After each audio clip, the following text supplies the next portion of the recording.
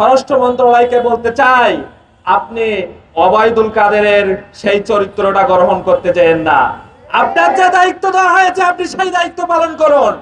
একদল মন্ত্রীরা তারা দেখলাম যে বিভিন্ন স্টেশনে যেয়ে তারা শুটিং করে, তারা বাস বন্ধ করে দিয়ে তারা শুটিং করার জন্য সেখানে তারা যায়, তারা নানান ধরনের নাটকের উদ্ভাবন করে। তারা এদেশের জননিরাপত্তা দিতে পারে না, তারা এদেশের যানবাহন গুলোকে নিরাপত্তার সহিত তারা এদেশের মানুষ যে বাসায় ফিরে যাবে ঈদের আনন্দ করতে, সেই আনন্দের সেই স্বাদ তাদেরকে গ্রহণ করতে দিতে পারে না। 208 জন ব্যক্তি এদেশে এবার ঈদ যাত্রায় তাদের জীবন দিতে হয়েছে। আজকে সংসদে আমরা দেখছি স্বরাষ্ট্র মন্ত্রণালয়, তিনি আইনের ছাত্র, তিনি তার আইন শৃঙ্খলা নিয়ে না কথা বলে তিনি বেশি বেশি আমাদের সংবিধানের সবক দিচ্ছে। এই সংবিধানের সবক এক সময় দিয়েছিল ওবায়দুল কাদের, যাকে সবাই কাউয়া কাদের বলেছেন। আমরা স্বরাষ্ট্র মন্ত্রণালয়কে বলতে চাই, আপনি ওবায়দুল কাদেরের সেই চরিত্রটা গ্রহণ করতে চান না। আপনার যে দায়িত্ব দেওয়া হয়েছে আপনি সেই দায়িত্ব পালন করুন।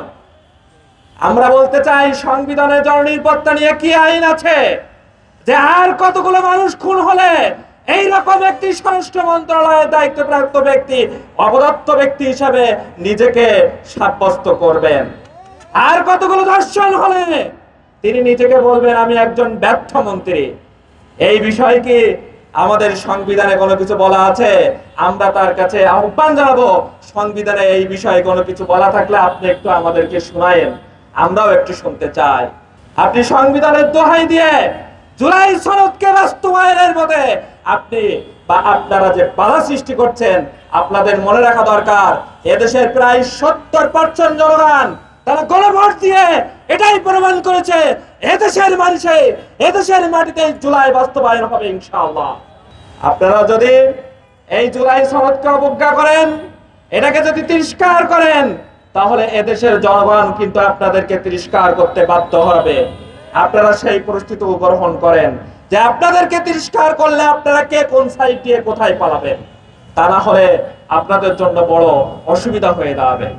সুতরাং আমরা বলতে চাই যে এই সকল অনিয়ম, দুর্নীতি, খুন খারাপি এই স্বাধীনতার 55 বছর পরে এদেশের মানুষ আর দেখতে চায় না।